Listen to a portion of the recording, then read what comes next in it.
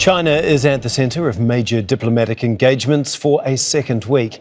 President Xi Jinping is hosting Russia's leader, Vladimir Putin, just days after welcoming US President Donald Trump. Beijing and Moscow have deepened their ties since the US launched a tariff war last year and after the full-scale invasion of Ukraine in 2022 prompted international sanctions against Russia. China is one of the few buyers of Russian oil, and Russia has emerged as a major supplier after Iran's closure of the Strait of Hormuz. The two leaders signed a series of agreements to boost trade. The world today is far from peaceful, with unilateralism and hegemonism posing profound dangers. The world faces the risk of regressing to the law of the jungle. My proposal to build a community with a shared future for mankind. And the 4 global initiatives have received widespread support from the international community, including Russia. Russia and China are actively cooperating in the energy sector. Our country is one of the largest exporters of oil and natural gas, including liquefied natural gas, to China. We are, of course, ready to continue reliably supplying all these types of fuel to the rapidly growing Chinese market. Well, to help us unpack all of this, I'm joined now by Wolfgang Pusztai. He's Austria's former defence attache and a security policy and defence analyst. He joins us from Vienna. Thanks so much for being with us once again, Wolfgang. As we see, Putin's wrapped up the state visit to Beijing. What do you make of the timing of this visit? What does it tell us about what both men actually need right now from each other, given the Iran conflict is still ongoing? Donald Trump was just in Beijing, obviously, and then there's the issue of Ukraine as well. Well, keeping in mind that Putin and Xi have met several times over the last years, this timing of the meeting is a very symbolic one.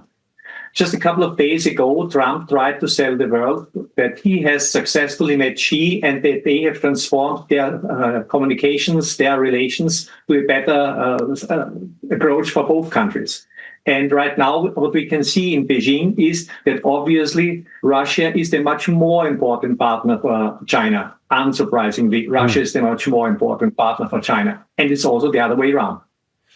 We also had this joint declaration that warns of a return to the law of the jungle, as they put it. That's obviously incredibly strong language. Is that a genuine alarm about global instability at this point in time, or is it just cover for Russia and China to try and rewrite the rules of international order in their own favour?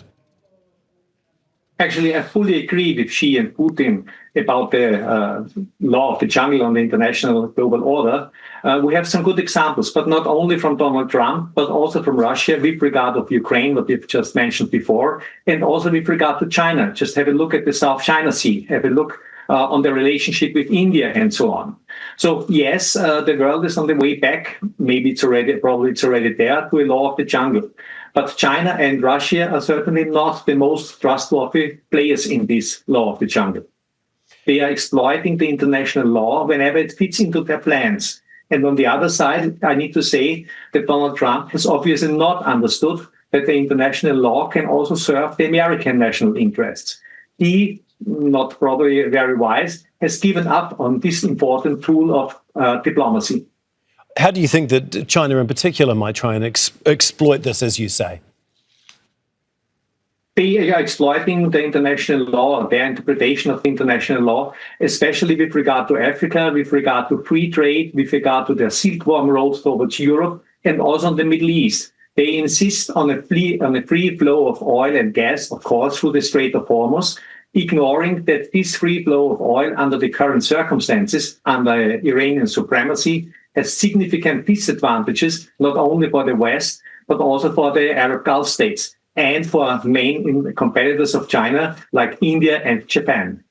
How much of this China-Russia partnership is actually genuine, or is much of it political posturing? And is there an element that this represents a real and deepening military strategic alignment that the Western leaders like Donald Trump, could potentially be losing sleep over? This alignment makes absolutely sense for both of them. China needs cheap energy. China has understood that one of the reasons for the German Wirtschaftswunder from the 1970s onward to sustain this Wirtschaftswunder was cheap energy from the Soviet Union. If China really gets now cheap, far below under the global market prices, energy, especially gas from Russia, this is a tremendous advantage for them, and they will exploit this. On the other side, Russia doesn't have a lot of a choice. They need China because it's their only one really reliable global partner. On the other side, Trump did everything to destroy this image of the United States as a global reliable partner. What he and his quarrels with Europe signal to China is that the United States is not a reliable ally anymore. And this is certainly something China appreciates to hear, especially with regard to Taiwan. Okay, thank you so much, Wolfgang. As always, fascinating to get your thoughts and analysis. Wolfgang Pusztai for us there out of Vienna today. My pleasure, Tom. Thank you.